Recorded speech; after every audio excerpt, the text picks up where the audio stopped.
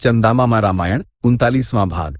इस प्रकार जब रावण की सभा में कई प्रमुख राक्षस ये कहते हुए उठ खड़े हुए कि हम अभी जाकर राम, लक्ष्मण और वानर सेना का विनाश कर देंगे, तब विभीषण ने उन्हें रोका, उन्हें बैठने के लिए कहा और हाथ जोड़कर रावण से इस प्रकार बोले, बुद्धिमान लोग कहते हैं कि जो साम, दान या भेद के उपायों से साध्य न हो, उसे ही दंड के उपाय से सिद्ध करना चाहिए। दंड की पद्धति तभी फल देती है जब उसे असावधान, लोभी या दैवपीड़ित लोगों के विरुद्ध विवेकपूर्ण ढंग से प्रयुक्त किया जाए, अन्यथा वह सफल नहीं होती। राम अप्रमत्त और शक्तिशाली हैं। समुद्र पार कर लंका आने के पश्चात हनुमान द्वारा किए गए अद्भुत कार्यों को देखकर ऐसा प्रतीत होता है कि दैव भी राम के अनुकूल प्रतीत होता है। शत्रु की शक्ति को कम करके ना आके। भले ही हम यह मान ले कि राक्षसों के स्वामी रावण ने राम द्वारा राक्षसों को पहुंचाई गई हानि के प्रतिशोध में सीता का हरण किया, परंतु राम ने खर और अन्य राक्षसों का वध अपनी इच्छा से नहीं किया था। वे स्वयं उनके विरुद्ध गए थे। राम को आत्मरक्षा के लिए उन्हें मारना पड़ा। सीता को लाना हमारे लिए हानिकारक है। उन्हें राम को वापस लौटा देना ही श्रेयस्कर है। मैं आपके कल्याण की कामना करते हुए ये शब्द कह रहा हूँ। राम के बाणों द्वारा लंका को पुनर्तः नष्ट करने से पूर्व ही सीता को राम को लौटा दें। जैसे ही विभीषण ने ये शब्द कहे, रावण ने सभा समाप्त कर दी और अपने भवन चले गए। अगली सुबह विभीषण रावण के भवन गए और उस समय जब मंत्रियों के अतिरिक्त कोई उपस्थित नहीं था, अपने ज्येष्ठ भ्राता से कहा, जब से सीता आई हैं, कई अपशकुन देखे जा रहे हैं। लंका का प्रत्येक पुरुष और स्त्री इस सत्य को जानता है, केवल मंत्री ही आपको यह विषय नहीं बताते। सभी विषयों पर भली भांति विचार करें और न्याय के अनुसार कार्य करें। इन शब्दों को सुनकर रावण क्रोधित हो गया और बोला, मुझे किसी का भय नहीं है। राम सीता को पुनः प्राप्त नहीं कर सकता। यदि देवेंद्र भी उसकी सहायता के लिए आ जाएं, तो भी वे युद्ध में मेरे सम्मुख नहीं टिक सकते, और विभीषण को भेज दिया। इसके पश्चात रावण ने मंत्रियों के साथ युद्ध के विषय में विचार विमर्श करने की इच्छा से अपने रथ में अनुयायियों के साथ सभा भवन की ओर प्रस्थान किया और सभी राक्षसों को बुलाने के लिए दूत भेजे। दूत सभी राक्षसों के गृहों में गए और उन राक्षसों को बुलाया जो विभिन्न कार्यों में लगे हुए थे।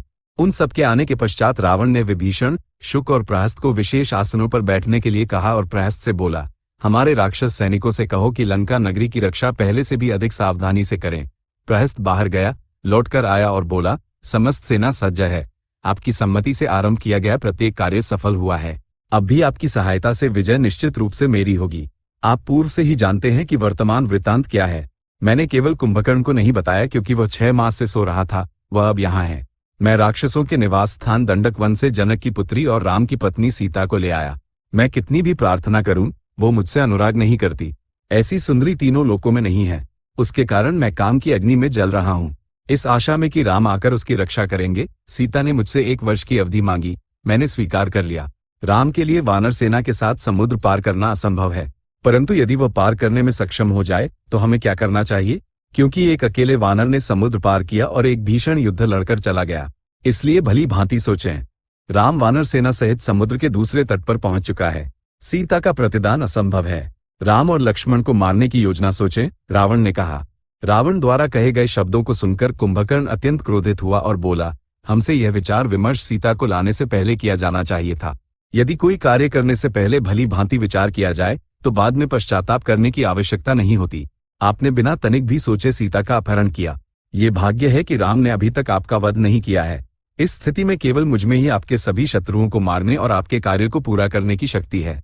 मैं वह कार्य करूंगा, इसलिए आप चिंता मुक्त रहें। कुंभकर्ण के शब्दों ने रावण के मन में क्रोध उत्पन्न कर दिया।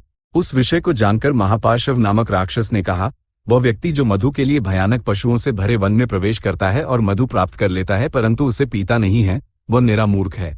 रावण, आप सबके स्वामी हैं, आपको कौन रोक सकता है? सीता का स्वेच्छा से आनंद लें और यदि वह सहमत न हो तो बलपूर्वक भी उसका उपभोग करें। आपकी इच्छा पूर्ण होने के पश्चात जो होगा देखा जाएगा। आप सबका सामना कर सकते हैं। देवेंद्र को जीतने के लिए भी कुंभकर्ण और इंद्रजित वहां हैं। साम, दान और भेद अक्षम लोगों के लिए हैं। आप केवल दंड की पद्धति से ही अपने कार्य में सफलता प्राप्त करें। इस वचन ने रावण को प्रसन्न किया। उसने महापार्श्व से कहा, मेरे विषय में एक रहस्य है। एक बार पुंजिकस्थला नामक स्त्री को ब्रह्मा के भवन जाते देखकर मैंने बलपूर्वक उसका शील भंग किया। प्रतीत होता है कि ब्रह्मा को इस विषय का ज्ञान हो गया। उन्होंने शाप दिया कि इसके पश्चात यदि मैं किसी पराई स्त्री का बलपूर्वक उपभोग करूंगा तो मेरा मस्तक 100 टुकड़ों में खंडित हो जाएगा। उस शाप के भय से मैंने सीता का बलपूर्वक उपभोग नहीं किया है। राम मेरी गति और मेरी संचलन शक्ति को जाने बिना मेरे विरुद्ध आ रहा है। वो मुझे, जो मृत्यु के समान हूँ, वैसे ही उकसा रहा है जैसे गुफा में सोए हुए सिंह को कोई जगाता है। वो मेरे बाणों के प्रहार को नहीं जानता। मैं उसे अब इसका ज्ञान कराऊंगा। इस प्रवृत्ति को सहन करने में असमर्थ विभीषण ने अपने मन की बात कह दी।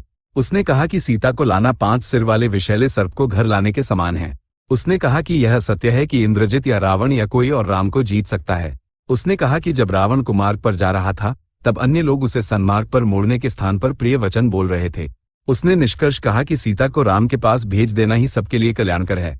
विभीषण द्वारा कहे गए इन शब्दों पर इंद्रजित ने कहा, पितृव्य, पुलस्त्य के वंश में जन्म लेकर आपने वे शब्द कहे हैं जो नहीं कहे जाने चाहिए। आप शक्ति, साहस या पराक्रम रहित काया हैं। आप सबको क्यों डरा रहे हैं? राम और लक्ष्मण को मारने के लिए एक ही राक्षस पर्याप्त है।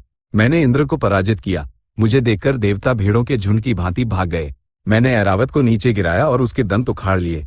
क्या मैं इन तुच्छ राजकुमारों को नहीं जीत सकता? पुत्र, तुम अभी बालक हो, तुम्हारी बुद्धि परिपक्व नहीं हुई है। अपने पिता की ओर से बोलकर तुम उनके शत्रु बन रहे हो। तुम्हें इस सभा में बोलने देना ही एक भूल है। यदि सीता को उपहारों के साथ राम को सौंप दिया जाए तो हम सब सुखी रह सकते हैं, विभीषण ने कहा। ये बात कहने के कारण रावण विभीषण पर भीषण रूप से क्रोधित हुआ। तुम एक संबंधी हो, शत्रु के पक्षधर हो। संबंधी से बड़ा कोई शत्रु नहीं है। मैंने तुम्हें क्षमा किया क्योंकि तुम अनुज हो। यदि कोई और होता तो मैं उसे चीर देता। धिक्कार है, वंश का विनाश करने के लिए जन्मा हुआ, उसने कहा। जैसे ही रावण ने इस प्रकार तिरस्कार पूर्वक कहा, विभीषण 4 अन्य राक्षसों के साथ आकाश में उड़ गया और बोला, ज्येष्ठ भ्राता के रूप में मैंने आपके कल्याण के लिए बात की। आपने मुझ पर वह दोष मढ़कर मेरी निंदा की जो मुझ में नहीं है। यह असहनीय है। प्रिय वचन बोलने वाले तो बहुत हैं, परंतु जो हितकारी वचन बोले, चाहे वे कटु हों, वे नहीं मिलते। मैं आपको राम के हाथों मरते हुए नहीं देख सकता। आपके भले के लिए कहे गए मेरे शब्दों को क्षमा करें। ये देखें कि आप, लंका और ये राक्षस सुरक्षित रहें। मैं जा रहा हूँ, आप सुखी रहें। और ऐसा कहकर वह वहां से चला गया और एक ही क्षण में उस स्थान पर पहुंच गया जहां राम, लक्ष्मण और वानर सेना थे। सभी वानरों ने विभीषण को शस्त्र लिए आकाश मार्ग से बहुत तीव्र गति से आते देखा और उन 4 राक्षसों को भी जो उसके साथ थे। सुग्रीव ने उन राक्षसों को देखकर और एक क्षण के लिए सोचकर हनुमान और अन्यों से कहा, देखो, ये राक्षस निश्चित रूप से हमें मारने के लिए ही इस ओर आ रहे हैं। तुरंत ही प्रमुख वानरों ने वृक्ष और शिलाएं उठा ली और कहा, हम इन दुष्टों को पीटकर नीचे गिरा देंगे। ये क्या है? इसी बीच विभीषण अपने अनुयायियों के साथ समुद्र के उत्तरी तट पर पहुंच गया और आकाश में ही रहकर सुग्रीव और वानरों को देखकर इस प्रकार बोला, मैं दुष्ट राक्षस राजा रावण का अनुज हूँ। वे मुझे विभीषण कहते हैं। उसने जटायु का वध किया और शोकग्रस्त तथा असहाय सीता को जनस्थान से ले आया और उन्हें राक्षसनियों के संरक्षण में रखा। मैंने उसे सीता को राम को वापस करने के लिए कहा। जिसका अंत्यकाल समीप आ पहुंचा है, उस रावण को मेरा वचन रुचिकर न हुआ, इसलिए उसने मुझे एक सेवक की भांति देखा और कठोर शब्द कहे। मैं अपनी पत्नी और पुत्रों को भी त्याग कर राम की शरण लेने आया हूँ। राम को शीघ्र सूचित करें कि मैं आ गया हूँ। जैसे ही उसने ये शब्द सुने, सुग्रीव लक्ष्मण के साथ उस स्थान पर गया जहां राम थे और चेतावनी दी। कहा जाता है कि रावण का अनुज विभीषण है। वह 4 राक्षसों के साथ आपकी शरण लेने आया है। थोड़ा सावधान रहना चाहिए। इन राक्षसों पर विश्वास नहीं किया जाना चाहिए। वे इच्छानुसार रूप बदल सकते हैं, वे पराक्रमी हैं, वे अदृश्य रह सकते हैं और वे माया के स्वामी हैं। वो हमारा विश्वास जीतकर हमारे बीच मतभेद उत्पन्न करने के लिए रावण के गुप्तचर के रूप में आया हो सकता है, इसमें कोई संदेह नहीं है। या किसी न किसी समय वो स्वयं हम पर प्रहार कर सकता है। उस पर कैसे विश्वास किया जाए जो हमारे शत्रु का अनुज है? स्वयं रावण ने उसे भेजा हो सकता है। उसे और उसके अनुयायियों को तुरंत मार देना ही श्रेयस्कर है। राम ने सुग्रीव का परामर्श सुनने के पश्चात हनुमान जैसे प्रमुखों की ओर देखा और कहा, आपने सुग्रीव द्वारा सोच विचार कर कहे गए शब्द सुने हैं। इसी प्रकार आप सब भी वह परामर्श दे सकते हैं जो आपको उचित लगे। अंगद ने कहा कि उन्हें यह निर्णय लेना चाहिए कि विभीषण पर विश्वास करना है या नहीं, ये स्पष्ट रूप से निर्धारित करने के पश्चात कि वह किस प्रकार का व्यक्ति है। शरभ ने कहा कि उसकी परीक्षा लेने के लिए सूक्ष्म बुद्धि वाला एक गुप्तचर भेजा जाना चाहिए। जाम्बवान ने कहा कि विभीषण का यहाँ आना ही संदेहास्पद है।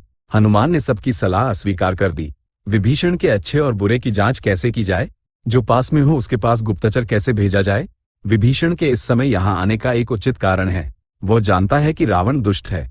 इसी प्रकार वह इस तथ्य को भी जानता है कि राम ने वाली का वध किया और सुग्रीव का राज्याभिषेक किया। वो राज्य की इच्छा से जानबूझकर अपने ज्येष्ठ भ्राता को छोड़कर यहाँ आया है। मुझे ऐसा ही प्रतीत होता है। इसके पश्चात जैसी आपकी इच्छा, हनुमान ने राम से कहा। चंदामामा रामायण 39वां भाग संपूर्ण। अधुना स्वस्ति।